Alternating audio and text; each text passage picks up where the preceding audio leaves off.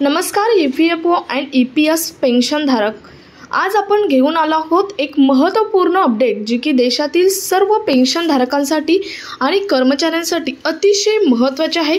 बऱ्याच वर्षापासून प्रतीक्षित असलेले EPS 95 पेन्शनधारक काय हे पूर्ण होणार, काय आहे याबद्दलची अपडेट किंवा आता आंदोलनाची तारीख सुद्धा झालेली आहे। दुसऱ्या आंदोलनाची तारीख जवळ येत आहे।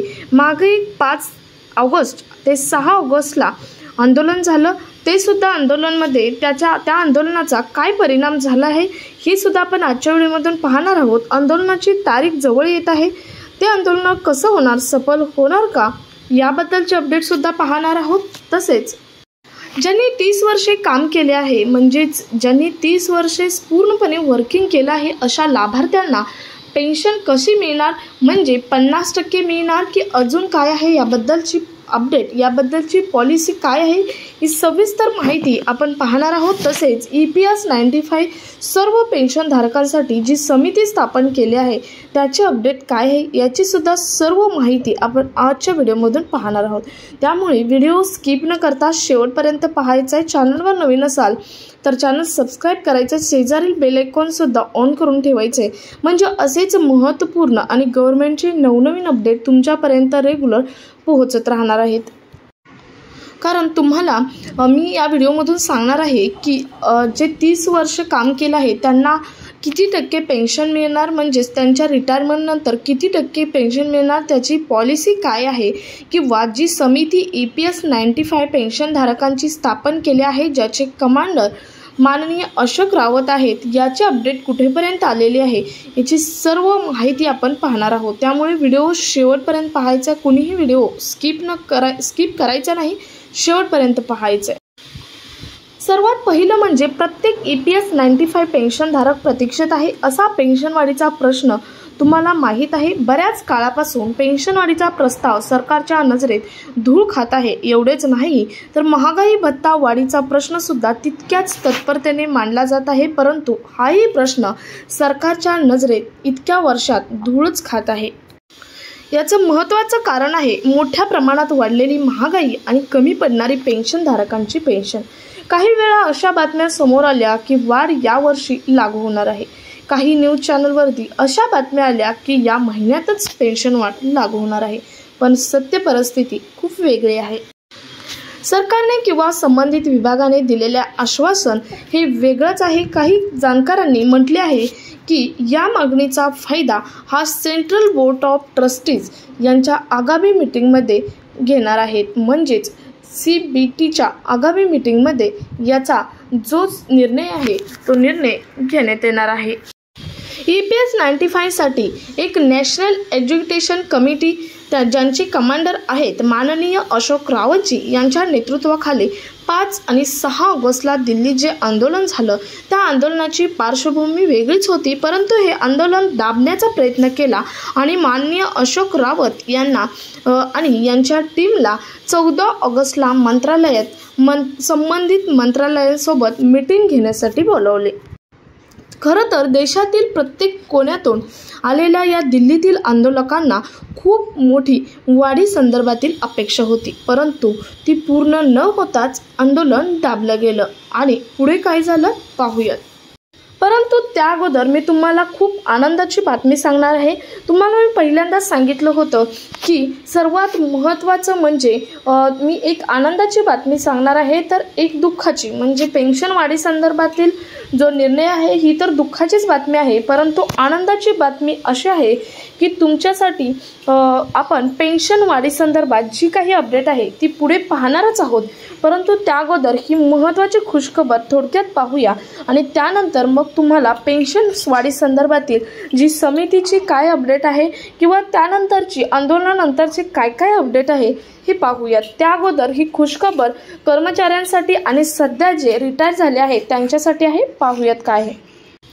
जो कर्मचारी आपल्या सेवेतील 30 वर्ष पूर्ण करेल त्यांना तुमच्या अंतिम सॅलरीच्या 50% म्हणजेच 50% पेन्शन म्हणून दर महिन्याला पेन्शन मिळणार आहे। सर्वात महत्त्वाचा हा लाभ नक्की कोणाला मिळणार आहे?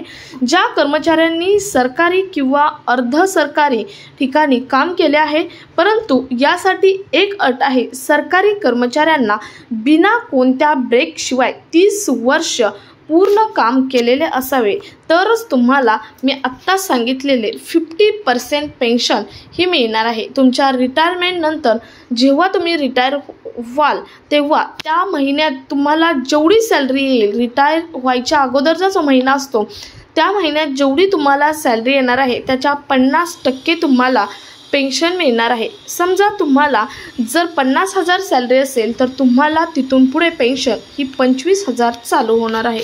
तर सर्वात आनंदाची आणि महत्त्वाची ही अपडेट आहे। हे अपडेट EPS 95 पेन्शनधारकांसाठी सुद्धा आनंदाचीच अपडेट आहे। अपडेट सध्या कार्यरत असलेल्या कर्मचाऱ्यांसाठी, ज्यांची रिटायरमेंट जवळ आली आहे अशा कर्मचाऱ्यांसाठी आणि ज्यांची थोड्या काळापूर्वी रिटायरमेंट झालेली आहे अशा कर्मचाऱ्यांसाठी अतिशय महत्त्वाची ही अपडेट आहे, जी मी आत्ता सांगितली ती। यानंतर आपण पहिल्या मुद्द्याकडे वळूयात। मी तुम्हाला या मुद्दा सांगण्याच्या अगोदर सांगितलं होतं, मी तुम्हाला पेन्शन वाढीसंदर्भात आंदोलनानंतर काय काय अपडेट झाले हे सांगणार आहे आणि त्यातील निम्मे अपडेट आपण पाहिलेले आहेत। त्यानंतरचे अपडेट आता पाहूयात। ही आनंदाची बातमी तुम्हाला द्यायची होती, त्यानंतरचे अपडेट पाहू। यानंतर आपण वळूयात आपल्या पहिल्याच मुद्द्याकडे, जो आहे पेन्शन वाढ 7,500। सरकारने आंदोलन दाबले आणि अशोक राऊत यांना 14 तारखेला मंत्रालयात बोलावले। त्यांच्या समवेत 11 जणांची टीम सुद्धा होती। तेव्हा आपल्या या टीमने आपले सर्व प्रश्न मांडले, तेव्हा संबंधित मंत्र्यांकडून उत्तर सुद्धा देण्यात आलेले आहे। आता संबंधित कोणते प्रश्न आहेत? सर्वच जे पेन्शनधारकांचे प्रश्न आहेत तेच प्रश्न त्यांनी मंत्र्यांसमोर मांडलेले आहेत। संबंधित ज्या मंत्र्यांनी बोलवलं होतं त्या मंत्र्यांसमोर मांडलेले होते। त्यातील थोडक्यात मी प्रश्न कोणते होते ते सांगते, कारण सर्वच पेन्शनधारकांना माहीत आहेत, परंतु तुम्हाला हेही कळलं पाहिजे की आपल्या टीमने कोणते प्रश्न मांडले। तर पहिला प्रश्न, पेन्शन वाढ ही करा, 7,500 करा। त्यानंतरचा दुसरा प्रश्न DA संदर्भातील म्हणजेच महागाई भत्त्या संदर्भातील होता। महागाई भत्ता हा जशी महागाई वाढेल तसा महागाई भत्ता वाढावा अशी सुद्धा मागणी केली आणि त्यानंतर मेडिकल कन्सेशन म्हणजे फिक्स्ड मेडिकल कन्सेशन करावं अशी सुद्धा मागणी केलेली आहे। आणि यावेळी संबंधित जे मंत्री आहेत त्या मंत्र्यांकडून देण्यात आलेलं उत्तर होतं, यासाठी एक समिती स्थापन केली जाईल, तेव्हा तुमचे सर्व प्रश्न हे मार्गी लागतील। आणि ही समिती ही 29 ऑगस्टला स्थापन सुद्धा केलेली आहे। याबद्दलचा जे अपडेट आहे त्याचा सविस्तर व्हिडिओ मी माझ्या चॅनलवर पोस्ट केला होता। 29 तारखेलाच तुम्ही तो पाहिला नसेल तर पाहून घ्या, परंतु कोणत्याच हालचाली अजूनपर्यंत दिसत नाहीत। म्हणजे 29 तारखेला जसं आश्वासन दिलं होतं तशी समिती 29 तारखेला स्थापन केली, परंतु याबद्दलच्या कोणत्याही हालचाली आतापर्यंत आणि अजूनपर्यंत दिसून आलेल्या नाहीत। त्यामुळे सध्या तरी EPS 95 पेन्शनधारकांना वाटच पाहावी लागणार आहे।